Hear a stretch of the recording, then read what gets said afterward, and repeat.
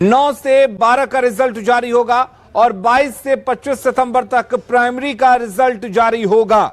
Primary में सिर्फ DElEd अभ्यर्थियों का रिजल्ट जारी किया जाएगा। ओएमआर की अंतिम रूप से जांच हो रही है। 1 से 5 तक बीएड के रिजल्ट पर अभी रोक लगेगी। शिक्षा विभाग से बीपीएससी ने फाइनल सुझाव मांगा है। प्राइमरी में बीएड की बहाली को लेकर सुझाव मांगा गया है। सीटों के एवज में 75% रिजल्ट देने की तैयारी है। लगभग 1,32,000 अभ्यर्थी शिक्षक बन सकेंगे।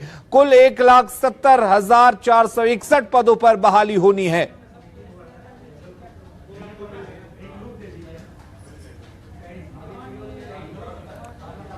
तो बड़ी खबर आपको बता दें, शिक्षक बहाली से जुड़ी हुई बड़ी खबर, जल्द ही शिक्षक बहाली से जुड़े रिजल्ट को जारी किया जाएगा। 1 से 5 तक बीएड के रिजल्ट पर फिलहाल हालांकि रोक रहेगी। शिक्षा विभाग ने इसको लेकर बीपीएससी से सुझाव मांगा है। आपको बता दें कि 18 से 20 सितंबर तक 9वीं से 12वीं तक का रिजल्ट जारी किया जाएगा, जबकि 22 से 25 सितंबर तक प्राइमरी का रिजल्ट जारी होगा। सिर्फ डीएलएड अभ्यर्थियों का फिलहाल रिजल्ट जारी किया जाएगा। ओएमआर को अंतिम रूप दिया जा रहा है। ओएमआर की अंतिम रूप से जांच की जा रही है। 1 से 5 तक बीएड के रिजल्ट पर फिलहाल रोक रहेगी और इस रिजल्ट को लेकर शिक्षा विभाग से बीपीएससी ने सुझाव मांगा है। सुझाव मिलने के बाद से इस रिजल्ट को जारी किया जाएगा।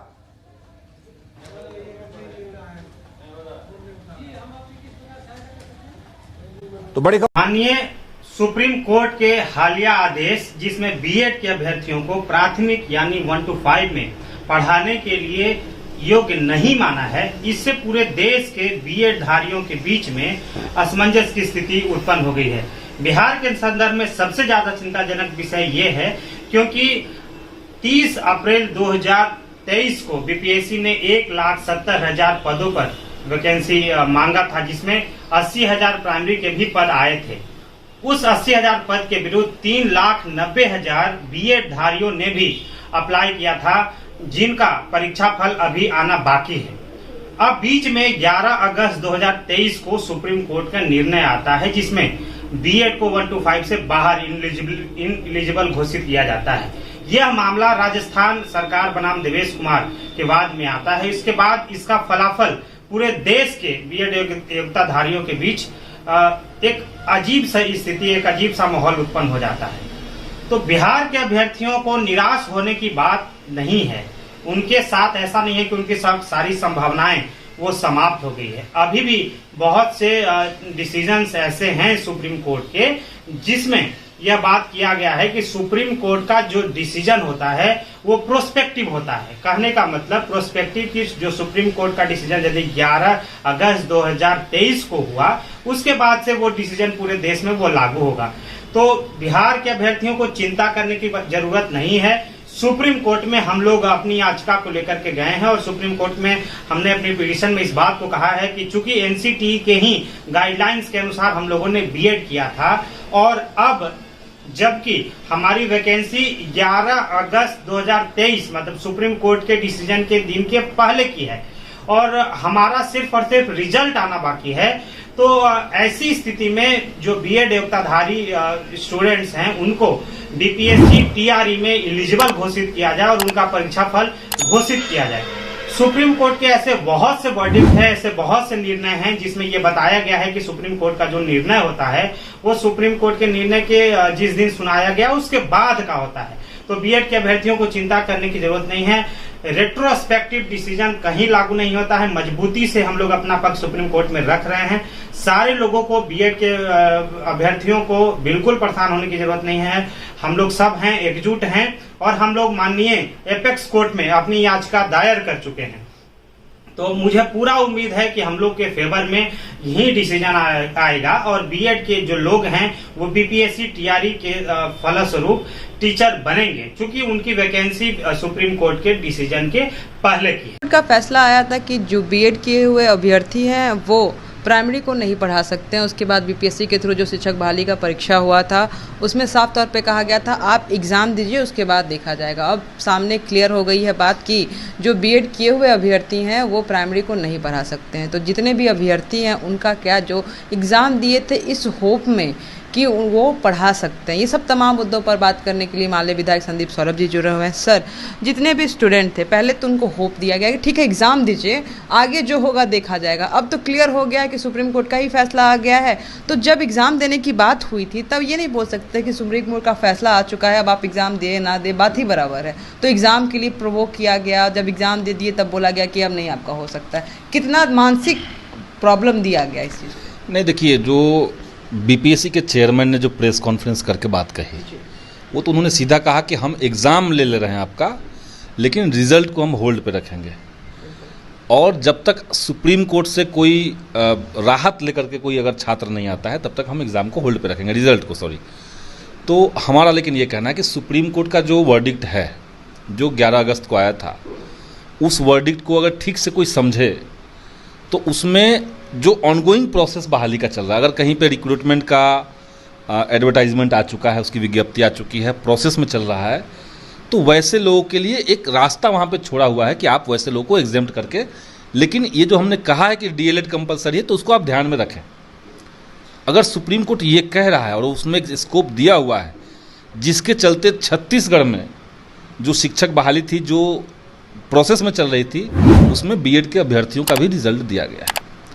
हमारा मानना है कि बिहार सरकार भी एक बार इस पर और ठीक से विचार करे और इस तर्क के साथ कि जब हमने विज्ञप्ति निकाली थी उस समय तक बीएड इनफ था, उस समय डीएलएड कंपलसरी नहीं था और लाखों बच्चों का भविष्य इस पर टिका हुआ है। चूँकि 6 to 8 में भी हमने कोई सीट नहीं दी है, तो इसलिए इन बच्चों का भविष्य को देखते हुए बीएड के जो अभ्यर्थी हैं उनको इस बार के लिए कम से कम हम मौका दे रहे हैं। सरकार को इस दिशा में सोचना चाहिए और चूंकि आपको क्वालिटी टीचर भी लेना है तो आप बीएड के अगर छात्रों को लेते हैं जिसकी संख्या ज़्यादा है तो एक अच्छा आपके पास एक अच्छा कंपटीशन हो सकता है और उनका टीचर्स अच्छे आपको ज़्यादा अच्छे मिल सकते हैं क्योंकि आपके पास विकल्प ज़्यादा हो जाएगा। तो ये सब देखते हुए और एक बड़े तबके के साथ इंसाफ भी होगा क्योंकि इसमें एनसीटी का जो गलती है, जो एक केंद्र सरकार की एजेंसी है और जो पूरे देश में शिक्षकों के नियुक्ति का पैमाना तय करती है, तो एनसीटी को ये पहले ही क्लियर करना चाहिए था। डीएलएड कोर्स की जो खासियत है, जो बीएड की खासियत है, ये तो एनसीटी को पता ही क्या है। तो प्राथमिक के लिए अगर आप पहले ही कह के रखते कि नहीं सिर्फ बीएड से काम नहीं चलेगा, आपको डीएलएड चाहिए, तो अभ्यर्थी क्यों गांव देहात के बच्चे जो हैं वो अपने ज़मीन को गिरवी रख करके उधार पैंचा ले करके लोग बीएड की कोर्स कर रहे हैं। अब वो जब कोर्स कर लिए, अब आप कह रहे हैं कि आपको मौका नहीं मिलेगा, तो उनके साथ भी एक इंसाफ होना चाहिए। इसलिए सरकार इसमें पहलकदमी ले और बीएड के बच्चों को मौका मिले। ये सब में जो भुगतते हैं वो स्टूडेंट ही होते हैं। शिक्षा व्यवस्था को सुधारने की बात की जा रही है, लेकिन अगर हम स्टूडेंट्स की बात करें काफ़ी प्रताड़ित हैं। शिक्षक में जो शिक्षक बनना चाह रहे हैं वो भी प्रताड़ित है। कभी हाईकोर्ट जाना पड़ रहा है, कभी फॉर्म नहीं भरा रहा है, फॉर्म भरा रहा है तो फिर दिक्कत हो रहा है, एडिट का ऑप्शन नहीं आ रहा है, तो इतना सारा सब कुछ हो रहा है, व्यवस्था ठीक किया जा रहा है, तो स्टूडेंट के बारे में नहीं सोचा जा रहा है क्या? वही मैं कह रहा हूँ कि व्यवस्था इसमें देखिए, इसमें तो सरकार का बहुत कुछ है नहीं जी। सरकार को सुप्रीम कोर्ट के वर्डिक्ट के आलोक में कुछ निर्णय लेना है और उसमें मैं वर्डिक्ट पढ़ रहा था, उसमें एक स्कोप है जहां से आप उसकी व्याख्या इस सेंस में कर सकते हैं कि हमारी बहाली चूँकि पहले से घोषित हो चुकी थी, विज्ञप्ति हमने जारी कर दी थी और जारी करते वक्त बीएड के जो बच्चे थे वो योग्य थे, इसलिए उस बहाली में जब वो प्रवेश कर गए, कोई भी बहाली होती है तो बहाली का मतलब होता है एडवर्टाइजमेंट से ज्वाइनिंग तक जी। इसको बोलते हैं रिक्रूटमेंट प्रोसेस। जब बहाली की प्रक्रिया शुरू हो गई, एडवर्टाइजमेंट आपने ला दिया और जब तक रिक्रूटमेंट होता है, तो एक प्रोसेस में जब चल रहा है उसके बाद कोई निर्णय आता है। आप इस सेंस में लेकर के इस वर्डिक्ट को आप इसकी व्याख्या से कर सकते हैं, देख सकते हैं, जो कानूनी सलाहकार हैं सरकार के उनसे सलाह लिया जाए, लेकिन इसको ध्यान में रखना चाहिए कि छात्र उत्पीड़ित ना हो। और भी जो सुधार हो रहे हैं, जैसे हम मानते हैं कि अल्टीमेटली आपको अगर बड़े पैमाने पर छात्रों को शामिल करवाना है टीचर्स की बहाली में, तो फ्लेक्सिबिलिटी ज़रूरी है। जैसे अभी हमने देखा कि एसटीईटी की जब विज्ञप्ति आई तो उसमें बहुत ही कम समय दिया गया और जिन छात्रों का डॉक्यूमेंट अपलोड करने में कुछ गड़बड़ी हो गई, साइबर कैफ़े में कुछ गड़बड़ी हो गई, उसको लेकर के कोई सुधार करने का मौका नहीं दिया गया। कुछ रिलैक्सेशन देने के बाद फिर कुछ किसी सब्जेक्ट के लिए सिर्फ 8 घंटे के लिए ही साइट खोला गया। तो इतनी हड़बड़ी दिखाने से दिक्कत, एक तो अभ्यर्थी जो है वो मायूस होते हैं, दूसरी तरफ आपके बहाली में बड़े पैमाने पर छात्र भी शामिल नहीं होते हैं, इसलिए अच्छा कंपटीशन नहीं होगा तो अच्छे टीचर आप चुन भी नहीं पाएंगे। तो कई एंगल से देखना चाहिए कि सरकार को, विभाग को या आयोग को स्टूडेंट्स को लेकर के थोड़ा एक फ्लेक्सिबिलिटी रखना चाहिए ताकि मैक्सिमम पार्टिसिपेशन एग्ज़ाम प्रोसेस में हो पाए। बीएड किए हुए जो अभ्यर्थी हैं उनको अब क्या कहेंगे, क्या करना चाहिए, होप रखना चाहिए, नहीं रखना चाहिए? ये देखिए, हम तो सरकार से मांग कर रहे हैं। अभी मैंने सुना कि बीपीएससी में और शिक्षा विभाग में एक बैठक होनी है और इसलिए कल हम दोनों विभाग को एक लेटर देंगे इस मामले में। तो हमें तो कुछ करना नहीं, हम तो सरकार को कुछ तर्क दे सकते हैं, कुछ उनको कई सारी चीज़ों को एक साथ समेट करके उनको एक दिशा में ओरिएंट करने की कोशिश कर सकते हैं, लेकिन अल्टीमेटली फैसला सरकार को लेना है, क्योंकि मामला एक सुप्रीम कोर्ट के आदेश के बाद का है। तो हम प्रयास करेंगे कि छात्रों के साथ इंसाफ हो, छात्रों को उम्मीद भी रखनी चाहिए और वो जो कर रहे हैं उसको करते भी रहना चाहिए। बिल्कुल। तो माननीय विधायक साफ तौर पर इनका कहना है कि थोड़ा सा होप रखना चाहिए, इतना भी कंफर्म नहीं है, ये बात करेंगे सरकार से और जो भी होगा वो देखना लाज़मी। अगर आपको वीडियो अच्छी लगी है तो इसको लाइक करें, ज़्यादा से ज़्यादा शेयर करें, चैनल को सब्सक्राइब करें और टेलीग्राम पे हमारा एक ग्रुप है सीटेट स्टेट 2023 आंदोलन के नाम से, उसका लिंक इसी चैनल के अबाउट सेक्शन में दिया हुआ है, उस पर क्लिक करके आप टेलीग्राम ग्रुप को ज्वाइन कर ले और इस आंदोलन को और मजबूत करें। अपना कीमती समय देने के लिए आपका बहुत बहुत धन्यवाद। वीडियो देखने के लिए थैंक यू।